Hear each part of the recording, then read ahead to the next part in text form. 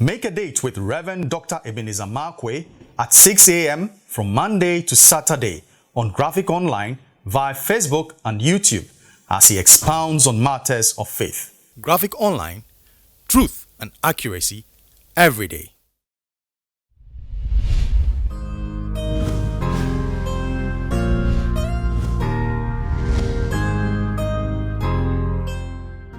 Hello, I'd like to capture my thought this morning with the words, innocence and loyalty that kills. Innocence and loyalty that kills. And I'm still on the topic of David and Bathsheba. But there's one person who we've left out of that whole equation, that whole narrative. And that person is Uriah. Uriah, the husband of Bathsheba. Now here's the principle. Now, Uriah leaves his wife and goes to war, and he's fighting for the sake of the king. And then the king sends for him. And then when the king sends for him, he brings a report of the conduct of the war. Then the king tells him, go back home. And then he says, no, I'm not going to go, well, because we are fighting. I can't go home. By the law, or by principle, I should be at the battlefield. I should not be at home. And so he didn't go home. And then guess what? The king then makes him drunk in order for him to go home or something like that. Or the king puts him in a situation where he needs to go home. But he doesn't go home. He sleeps at the gate of the city. Wow. This man was a good man. This man was a loyal person. But this man was naive. He was innocent, but he was naive. The king sends for me. The king tells me go home. The king then gets me into a situation where I don't have control. And then the king wants me to go home. And in all these things, he didn't go home. And then finally, the king gives him a letter.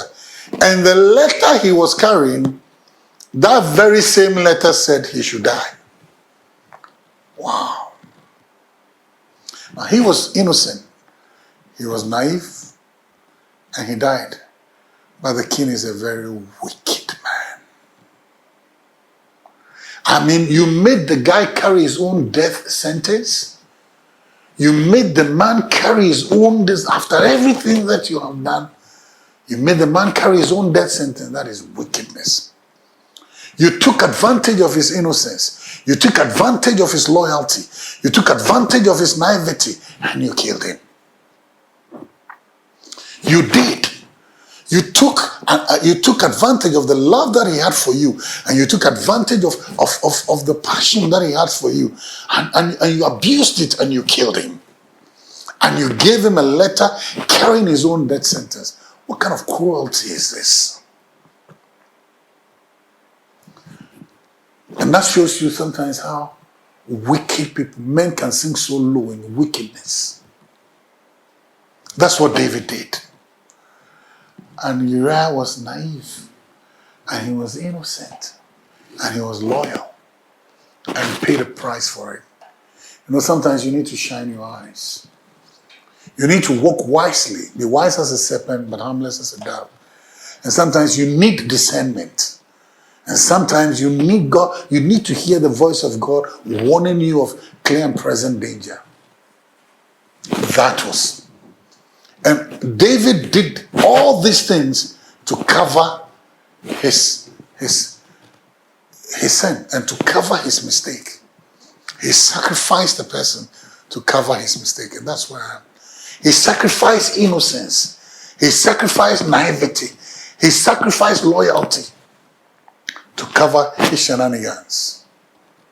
Why do you sacrifice good people to hide what you have done wrong? Why do you do that?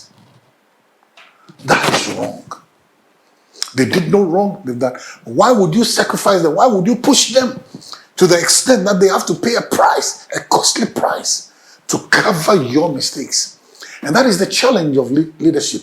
It is Machiavellian, it is wrong, but sometimes it is expedient for leadership to sacrifice innocent people just for them to look good. That is wrong. That's not right. But hey, the choices are always yours. See you later.